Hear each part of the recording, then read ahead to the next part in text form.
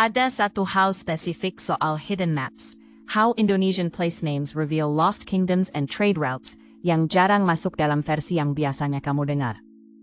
Di tahun 1511, ketika Laksamana Cheng Ho berlayar ke Nusantara, dia tidak hanya membawa barang dagangan, tetapi juga membawa peta yang mencatat jejak kerajaan yang hilang dan jalur perdagangan yang kini nyaris terlupakan. Dari Aceh hingga Papua, nama-nama tempat di Indonesia menyimpan cerita-cerita berharga tentang sejarah perdagangan dan kerajaan yang pernah berjaya.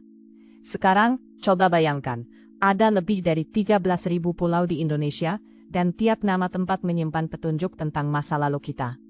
Itu bukan sekadar nama, itu adalah peta tersembunyi dari kekayaan yang pernah ada. Tapi kenapa kita perlu peduli? Karena di balik setiap nama, ada warisan yang bisa jadi hilang dari ingatan kita. Nama-nama seperti Majapahit, Sriwijaya, dan Pasunda nggak hanya mengingatkan kita pada kerajaan yang besar, tetapi juga menggambarkan hubungan perdagangan yang luas, yang hingga kini menghubungkan kita dengan budaya dunia. Misalnya, Majapahit yang terkenal dengan perdagangan rempah-rempahnya, bukan hanya raja di masa lalu, tapi juga simbol dari kekuatan ekonomi dan diplomasi yang membuat Indonesia jadi pusat perhatian di seluruh dunia.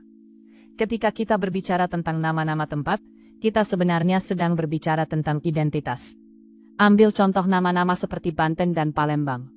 Dua kota ini nggak hanya sekedar titik di peta, tetapi juga merupakan jendela sejarah yang menunjukkan bagaimana dua kerajaan besar berinteraksi dan memengaruhi satu sama lain. Banten yang dikenal sebagai pelabuhan utama berperan penting dalam jalur perdagangan rempah, sementara Palembang adalah jantung dari jalur perdagangan perahu sungai. Dari situ, kita bisa melihat pola interaksi yang kompleks antara orang-orang di masa lalu yang mampu menciptakan kekayaan dan budaya yang kini kita nikmati. Kini di tengah perkembangan zaman yang serba cepat, kita perlu menyelami informasi ini, bukan hanya untuk nostalgia, tetapi sebagai cara buat memahami identitas kita sebagai bangsa. Nama-nama tempat ini seharusnya menjadi titik tolak untuk menggali lebih dalam tentang siapa kita dan bagaimana kita terhubung dengan sejarah. Faktanya, banyak di antara kita yang gak menyadari bahwa cerita-cerita ini ada di sekitar kita, tersembunyi di balik papan nama jalan, di antara obrolan sehari-hari, bahkan di dalam lagu-lagu yang kita dengar. Dan inilah momentum yang sangat besar. Di era digital saat ini, kita memiliki akses ke berbagai sumber yang memungkinkan kita untuk mengeksplorasi lebih jauh tentang sejarah dan budaya kita. Platform-platform seperti sosial media, blog, sampai video dokumenter, semakin mempermudah kita untuk mendalami informasi yang mungkin sebelumnya kita anggap kuno. Kita bisa menggunakan teknologi ini untuk menghidupkan kembali nama-nama tersebut dan menelusuri jejak yang pernah ada. Dengan melakukan itu, bukan hanya mengenang yang lalu, tetapi kita juga bisa membawa nilai-nilai sejarah itu ke dalam kehidupan sehari-hari. Mari kita lihat lebih dekat satu contoh menarik, yaitu nama Malaka. Siapa yang tak tahu tentang Malaka? Pelabuhan ini menjadi titik pertemuan di jalur perdagangan antara timur dan barat, terutama di abad ke-15.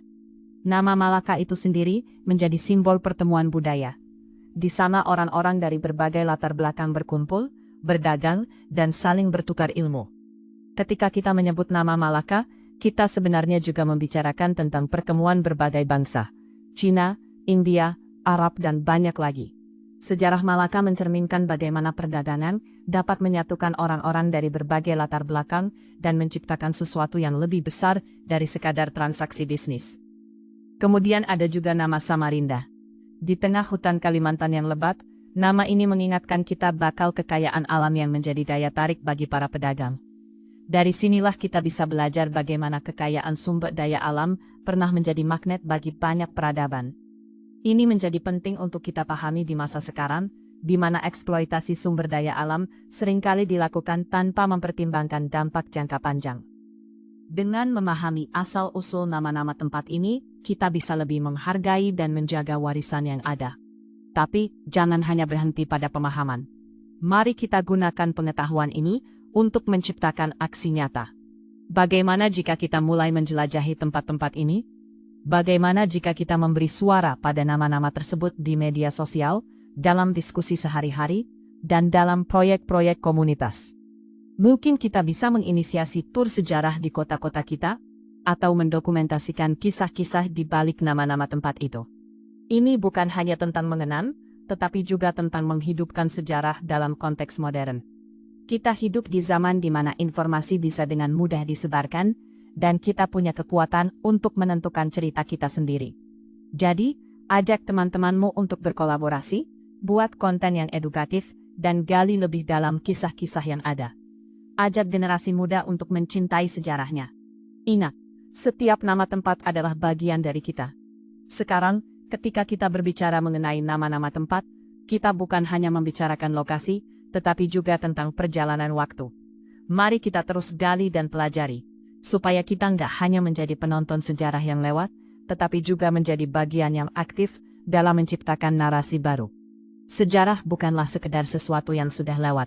Itu adalah bagian dari kita. Ketika kita memahami asal-usul kita, nama-nama tempat ini memberi kita konteks untuk menghadapi masa depan. Jadi, jangan anggap remeh nama-nama tempat itu. Setiap panggilan Jakarta, Bali, atau Sumatera adalah bagian dari sebuah kisah yang lebih besar. Ingat, kita nggak hanya membangun masa depan, tetapi kita juga menghidupkan kembali masa lalu. Akhir kata, saya harap kalian bisa membawa pulang sesuatu dari pembahasan ini. Cobalah untuk mengeksplorasi nama-nama tempat di sekitar kalian. Gali ceritanya, dan bagikan kepada orang lain. Karena sejarah kita adalah kekayaan yang harus dijaga. Dan siapa tahu dari nama-nama yang kita teliti, kita bisa menemukan inspirasi untuk masa depan yang lebih baik.